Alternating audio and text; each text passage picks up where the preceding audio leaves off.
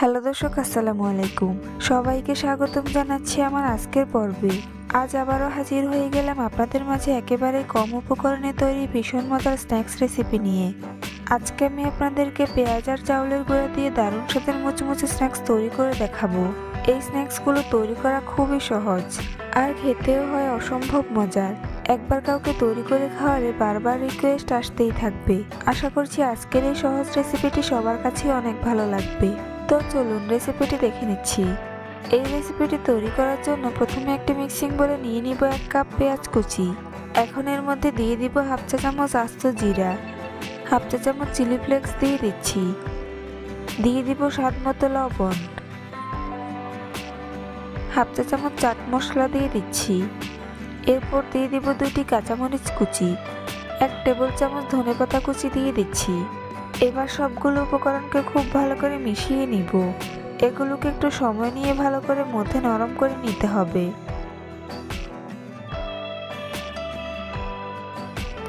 মিশানো হয়ে গিয়েছে। এখন এর মধ্যে দিয়ে দিব হাফ কাপ কর্নফ্লাওয়ার। এবার এগুলোকে আবারও ভালো করে মিশিয়ে নিব। কর্নফ্লাওয়ারের কারণে স্ন্যাক্সগুলো অনেক বেশি ক্রিস্পি হবে। মিশানো হয়ে গিয়েছে। এই পর্যায়ে এর মধ্যে অ্যাড করে নিব হাফ কাপ চাউলের গুঁড়া। এবার এগুলোকে আবারও ভালো করে মিশিয়ে নিব। আপনারা চাইলে এখানে পুরোটাই চাউলের গুঁড়া অথবা পুরোটাই কর্নফ্লাওয়ার ব্যবহার করতে পারেন।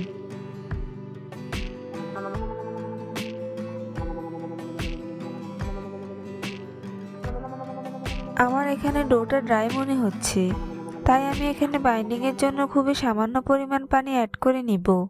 তবে আপনাদের যদি ডোটা পারফেক্ট মনে হয় তাহলে এখানে এক্সট্রা পানি অ্যাড করার প্রয়োজন নেই। এগুলোকে খুব ভালো করে মিশিয়ে নাস্তার জন্য ডো তৈরি করে নিব। ডো তৈরি করে নিয়েছি। এখন নাস্তার শেপ দেওয়ার জন্য আমি 2 হাতে সামান্য তেল মাখিয়ে নিয়েছি। এবার প্রথমেই ডো থেকে সামান্য পরিমাণ হাতে নিয়ে নিব এবং ঘুরিয়ে ঘুরিয়ে গোল করে নিব। এরপর 2 হাতের তালুতে নিয়ে সামান্য চাপ দিয়ে চ্যাপ্টা করে নিব। একইভাবে বাকি নাস্তাগুলো তৈরি করে ভেজে নিব। তাই চুলে একটি প্যান বসিয়ে পর্যাপ্ত পরিমাণ তেল গরম করে নিয়েছি। এবার গরম তেলের মধ্যে একে একে নাস্তার পিসগুলো দিয়ে দিব।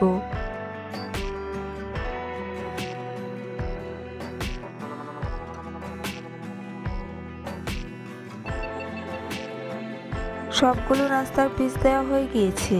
কিছুক্ষণ পর এগুলোকে উল্টে দিব। নাস্তাগুলোর যখন একপাশে খুব সুন্দর কালার চেঞ্জ হয়ে আসবে তখন এগুলোকে উল্টে দিতে হবে। চুলার আঁচ মিডিয়াম টু লো হিটে রেখে নাস্তাগুলোকে উল্টে পাল্টে ক্রিস্পি করে ভেজে নিব। বেশ কয়েকবার উল্টে পাল্টে এগুলোকে গোল্ডেন ব্রাউন কালার করে ভেজে নিতে হবে।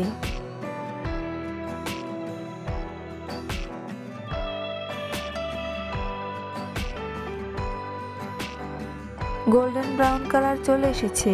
এখন এগুলোকে তেল ঝরিয়ে উঠিয়ে নিব।